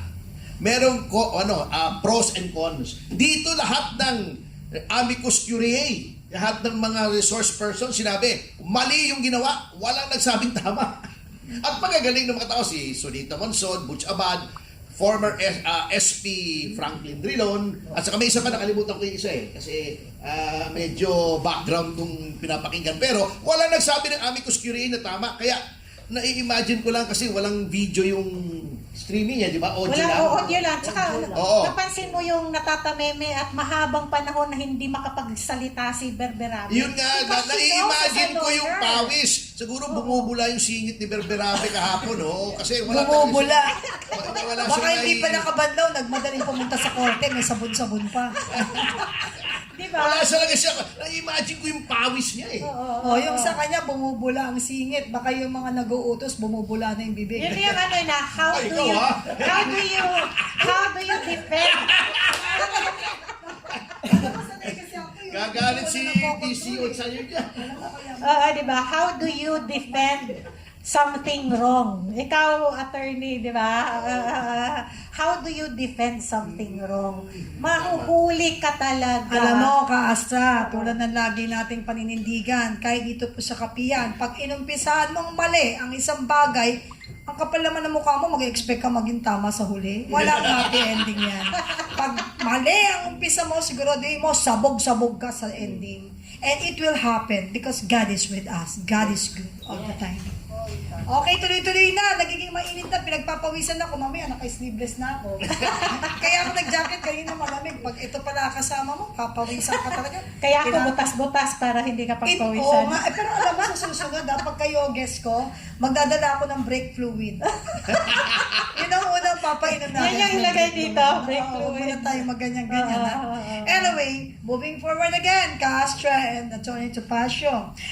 Sa tingin po ba ninyo, may indikasyon na ba kung saan papunta talaga ang desisyon ng korte? Bawal tayong magsalita dyan. Ay, bakit Lalo ngayon? na ako, Ba't abogado. Hindi, Alam mo, kaya we do not, abogado yan, we do Sa not judice, preempt. sa judice. Sa Huwag ka judice. magsalita. Ikaw, hindi ka abogado, magsalita ka. Sige. Hindi Dahil ka hindi linis ako, na rin. Hindi ka malalari ka malilinis. doon. Oo. Saan patutungo? Patutungo ito sa criminal case na final nila Attorney Topacio. Kasi sigurado ako, pag lumabas ang mga saro na sinabi na, makikita lahat kung saan dinala at paano napunta at nagastos ang mga pera na particularly the unprogrammed fund. Yan, hindi yan di umano at hindi yan CTTO. Nanggaling mismo yan sa bibig ng atin pong invited guest today. Ito, very briefly lang ha. Para mabigyan natin ng pagkakataon ng susunod na tanong ha. Ito. Judicial restraint versus activism. Dapat bang makialam ang Korte Suprema sa budget? Ayan. Attorney, Hindi sa dapat, kundi katungkulan ng judiciary. responsibilidad. Oo, under the expanded judicial power na iginawad ng bagong konstitusyon, which was done by the Constitutional Commission, yung 50 persons, in response to the usual refuge taken by the Supreme Court under the 73 Constitution na political question, we have to exercise judicial restraint, etc. Kaya nga po pinalawak. So it becomes not only a power but the duty of the Supreme Court to step in whenever there on the part of any department of government there is grave abuse of discretion. Yun. Iba pa to dun sa Rule 65, the grave abuse of discretion amounting to lack or excess of jurisdiction. Iba pa po yun na judicial na grave abuse. Ito, grave abuse of any of the powers ng any department or agency or instrumentality or subdivision thereof. So, hindi po yan judicial activism kung nakialam ang korte. That is by virtue of its expanded judicial powers under the 87 Constitution. Yan po ang in-invoke na poder ng ating Korte Suprema noong nagdesisyon po sila na gawing void yung unang impeachment complaint versus Vice President Sara Duterte. Yon, ang galing. Sa totoo lang, no, ang ganda ng ating topic. Lahat tayo, kahit na hindi tayo mga matataas ang pinagkukunan tulad ng ating buting ka-Ferdy, no, at ka-Astra, nakita mo lahat ng Pilipino sukdulan ng pagnanais na matuto at maintindihan talaga. Ang gagaling pang maggamit ng mga terminong malalalim yan para hindi maintindihan ng Pilipino. Eh, ang kala naman nila, bakit? May AI ngayon. Nakaganon kaganyan, lalo na yung mga vlogger. Alam mo yan, talaga yung pala ibig sabihin yun, munting na tayo matanso. Parang yan pag may nag-a-apply sa atin na mga kasambahay, pagkabudol din yung amo, ganito. Magtatrabaho ka, dito, kailangan namin kasambahay. Upo, tanggapin niyo po ako. Tapos sabi niya, paano po ang aking sweldo? Ito, 30 dias kada buwan, libre chibog, walang kain. Parang ganyan ang ginagawa sa atin. Ganyan tayo tinatarantado. At ngayon naman po, pumunta naman po tayo sa usaping governance at saka accountability. At ngayon, tingnan natin ang epekto nito sa pamamahala. Kasi this is very, very important topic.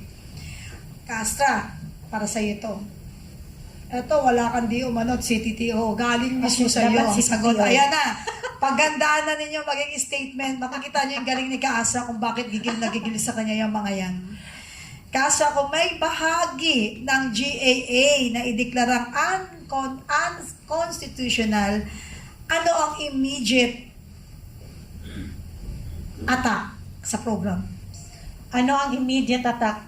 Ang immediate na pangangailangan natin, nasa state of energy emergency tayo. So, pag dineklara na unconstitutional, dapat ibalik nila lahat ng mga yung mga pondo na ginamit nila which is considered unconstitutional. Tama, Attorney Topacio, di ba? Kasi tayo, speaking of COA, disallowance.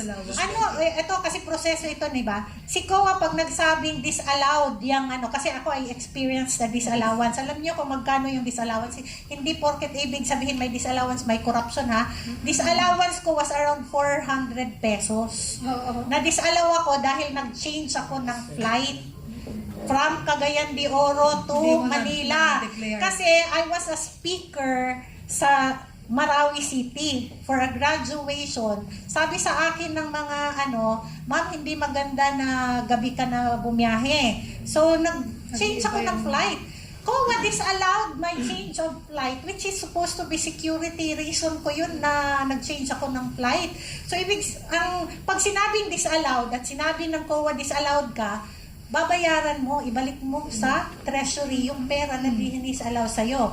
Now, talking of the GAA, pag sinabi na unconstitutional itong mga ginastos nyo, responsibilidad ng mga gumastos ng yun na ibalik yung pera yun. Totoo yun. Dapat ibalik nila yon sa ating ano. Alam nyo ba kung ilang mga eskwelahan ang pwedeng maipatayo doon sa mga perang nawaldas? Alam nyo ba kung ilan ang dapat na mga kababayan natin na hindi naghihirap, walang pambayad sa hospital? Sobrang mahal ngayon, magpa-hospital. Ako, na-experience ko kasi recently meron akong naging pasyente, ang mahal. And ang hirap humingi ngayon sa national government ng assistance kasi parang wala na nga, paano ba ito? 'Di ba? Even the Malasakit Center ay binawasan ng pondo, pero lumaki yung program funds. Dapat ibalik sa taong bayan at dapat ako I am hoping really that Supreme Court will ito yung panalangin ko na i-demand ng Supreme Court na ibalik nila yung pondo. Dapat lang. Kasi alam mo kung bakit, di ba naging administrador ako ng isang lugar for almost 2 years. Maniwala ka yung nakita ko nung chinek ko yung kanilang book sa COA. Laging may disallowance. Inayos na namin, may disallowance. Alam mo kung magkano? Mas mataas kaysa sa iyo. 150. Kaya sinabi ko, alam mo, hindi natin to 100% na malinis eh. Bakit? Bayaran ninyo yung mga yan. Sabi ko, hindi, talagang may disallowance lagi yan kasi kailangan mag-000 yan. Malinis. Kaya huwag kayo masyadong maiskandalo pag nakita nyo na may disallowance yung mga bawat ahensya. Alamin ninyo kung ano. We are talking about billions of pesos and trillions eh. Pwede ka rin magkaroon ng ganyan ng 150 pesos o 1 peso and 50 cents. 17 billion. Sabihin ko sa inyo hindi natin alam kaya na-iskandalo tayo doon sa binato nila kay BP. Kasi, ngayon, sumagot ang COA na cleared. Bakit yun? Hindi nila gawing issue na malinis ang OBP. Diba? Bakit di nyo kalkalin ngayon nung hindi na siya yung namumuno? Tingnan lang natin kung wala silang makita. Ngayon, pag walang makita, dahil hindi nila talagang tinignan o hindi nila ginawang issue because hindi kasi BP Sara eh. O, diba? Hindi kalaban. Anyway, going back to the GAA, ano yung sinasabi mo? Ito muna. Sorry. Ito muna, attorney. Anyway, yung sa GAA, dineklara na lang na unconstitutional at nagkaroon ng paglalatag si Kaasya, which is, I agree. Attorney Kaasya, ano ba yung nakikita nyo dapat gawin ng Kongreso? Itong Kongreso masyadong powerful eh. Kaya sa nakikita nilang nangyayari ngayon, at pagpapatuloy nila yung pagkakampi-kampi dahil lahat nga daw parang di umano, nakamahirap na at CTTO na nagkakampi-kampi. Pero ano ba ang dapat gawin ng Kongreso para maiwasan ito sa hinaharap? Congress in itself is not corrupt. It's the people that composes it. It's the character of the people that's in it. Ako, I am hoping that we will elect new breed of congressmen, senators, yung hindi pa corrupted yung puso, yung hindi, alam nyo, sabi ko nga sa'yo, 20 years na ako sa ngayon lang ako nakakita ng kongreso na ganito. Grabe. Diba? Napakataas ng dignidad, hindi mafia ang kongreso dati. Dito parang tingnan mo, there's only one political party that's fighting against corruption right now. Hindi naman one kasi may mga maliliit, pero major political party that's fighting, and that's PDP. Sabi ni Tatay Digong noon na pagkapanalo ni PDP will be the fiscalizer, and this is the strength of our party. We have always been for 44 years. PDP has always been a fiscalizer, no? Bakit nagsipagwalaan lahat ng ating mga kapartido Kasi sumakay at lumipat sa ibang and this is why bakit gusto natin ng pagbabago, maging federal, maging parliament ang Pilipinas, pero sa tamang leadership sa tamang leadership, because you are going to hindi completely eradicate but minimize the chances of corruption. And dito sa ano ba ang dapat gawin ng Kongreso? It's not Kongreso that has to do something. It's the people in Congress that has to have a change of heart. Magbago ng puso. Mahalin ang bansa, mahalin ang Pilipino, hindi mahalin ang maleta. Tama. May tama ka. Kasa, isang sundot pa para magkaalaman. Paano mapapalakas ang transparency sa budget process? Isang online discussion, 'di ba? Dapat naka-online lahat ng para yung mga taong bayan ay nakikita nila yung ng process ng budget at matuto na rin ang taong bayan kasi tandaan nyo, even the small committees dapat naka-live at Wala namang basis yun eh. hindi nga, tapos bigla silang nagkaroon ng small committee, di Hindi ba? maniwala ka naka-live. Kasi nga, pag live, transparent daw. Maya-maya, biglang mawawala. Wala ang sounds. Nawawala na yung sounds. Nawawala Ito yung pati sound. hindi. Nung isang araw, nagbe-blurred pa. Pero alam nyo, yung transparency in the budget process, maraming pwedeng kuhanan ng example na mga ibang bansa, no? Kung paano nila ginagawa. Pero yun na nga, in the 1987 Constitution, sobrang laki ng power of the purse. And yung mga guardians of the purse supposed to be ay nakisawsaw doon sa power of the purse. Ang hirap na pag ang number mo, puro first, no? Oo. Sa buong Pilipinas. Yung yung mga purse, mga nila, di ba? Alam mo yung first natin, ang spelling nila, di ba, ang power of the first is F-I-R-S-T. Ngayon, power of the first, P-U-R-S-E. Kasama ba si Pars Lady dyan? Ito para po sa inyo. Ito po para sa inyong dalawa. Ito para sa inyong dalawa. Tatanungin ko kayo. May pananagutan ba at sa tingin ninyo kasama na rin silang lahat? Sino ang dapat managot? I give the honor to Lahat ng mapapatunayan. Kasi nag-akyat to ng kaso eh. Lahat ng mapapatunayan nakipag-connive at collude at conspire na magkaroon tong insertions. Walang pipiliin. Kasi grabe ang panlilin lang talaga. Ito hindi insertion pero panlilin lang din to. Just a point Nakalagay sa konstitusyon natin, ang pinakamalaking budget ay edukasyon. Alam natin yan, di ba? Anong ginawa doon sa 24 yata yun na GAA? Kasi gusto nilang lakihan ang DPWH at lumalabas nung kinompute nila mas malaki ang DPWH kesa sa Department of Education dahil nga may insertion. Alam niyo pang gagago na ginawa? Yun pong budget ng PMA, Philippine Military Academy, nilagay sa education. Budget ng DND yun. Yung budget ng Philippine National Police Academy, nilagay pa rin sa education para palabasin na malaki ang edukasyon, budget ng DILG yun. Sino yung yung panloloko yun. Yes, sino po yung head ng DND ngayon? Di ba? Si Gibo, di ba? Siguro. Pero ibig sabihin, yung gumawa noon para palabasin na, lamang ng konti, 800 million yata yung education.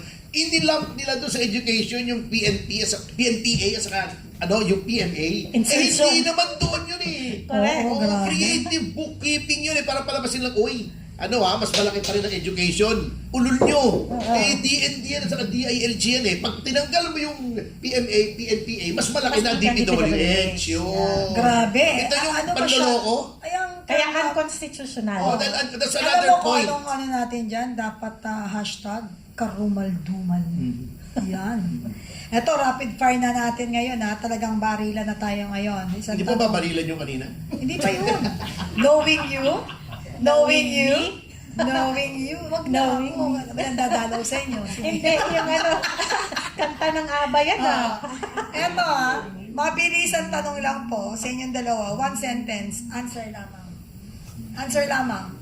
Kasi ang dami mga pasakali eh. Todo na, baril. Gusto mo yata kaming mabaril. Hindi, dadalaw ako.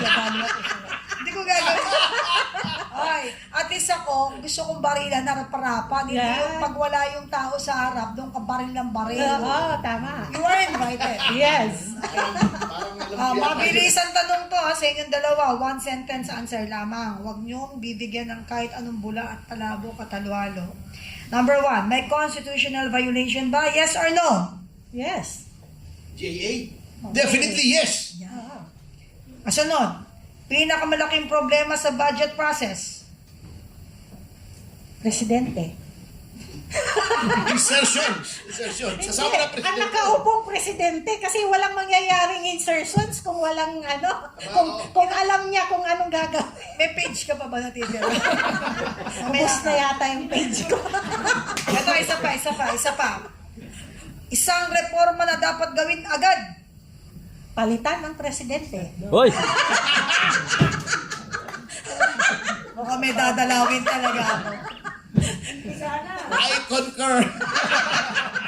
Ito, last one. Ito, last one. Ako, kinakabahan na ako sa inyo. Ano kaya ang paborito niyong pagkain para alam ko yung papadala ko? Jollibee lang.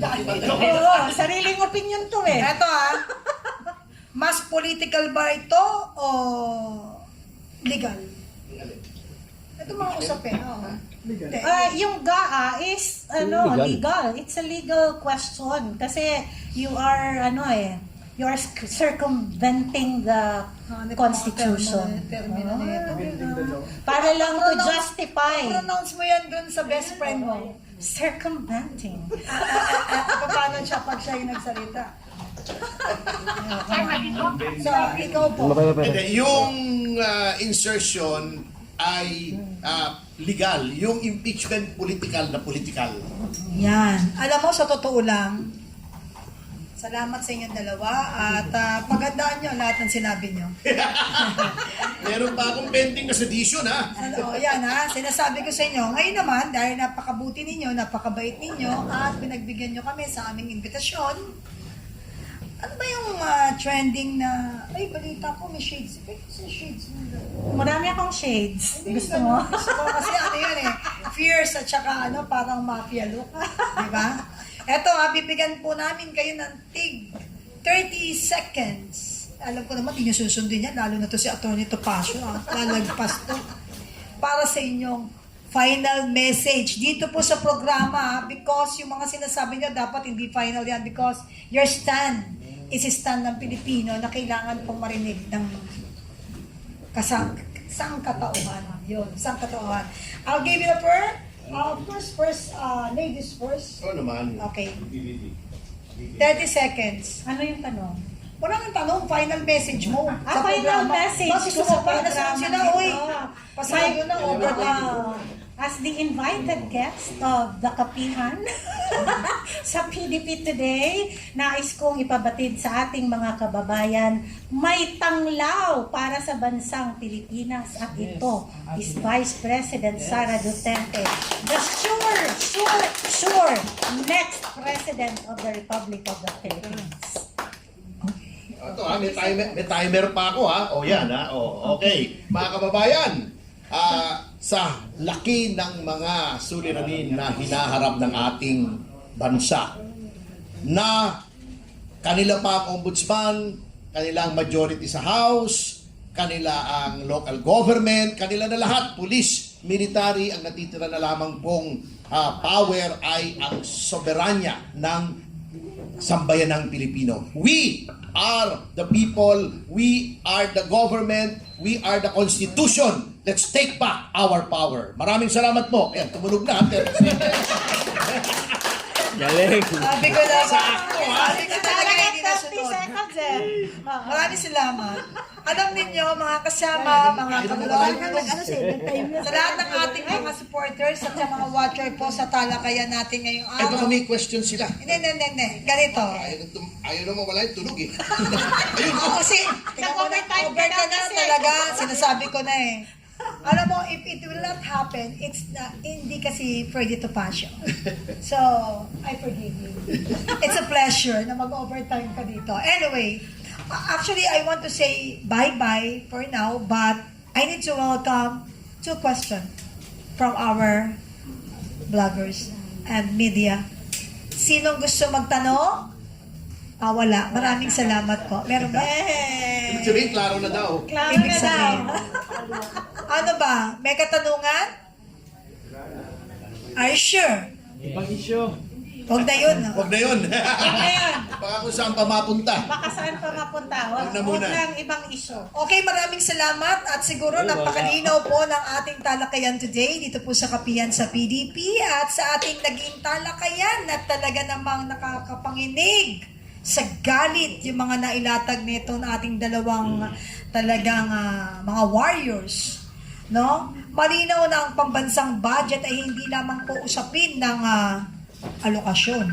Ito ay usapin ng pananagutan, usapin ng kapangyarihan at pagsunod sa konstitusyon. Ang magiging desisyon po ng Supreme Court of the Philippines ay hindi lamang legal ruling. Ito ay may malalim na implikasyon sa pamamahala at sa bawat Pilipino. Maraming salamat. Attorney Ferdy Ferdinand Topacio. Thank you po. And of course, ang ating invited former USEC Ka-Astra Pimentel Naik. Salamat. At sa inyong lahat na nakikiisa sa kapihan at may sisingilin ako ditong penalty, 3 narinig kong tumunog. Kala din niya, tatawa-tawa. Lahat ng tumawa, yan yun. At sa inyong lahat, salamat po sa kapihan sa PDP, sa inyong malasakit, kasama namin kayo sa paninindigan at paglaban sa katotohanan. Hanggat may isang taong naninindigan sa tama, hindi po tayo dapat mawalan po ng mga pag-asa sa ating buhay sapagkat ang laban na ginagawa natin ay laban po ng sambayanang Pilipino. Muli,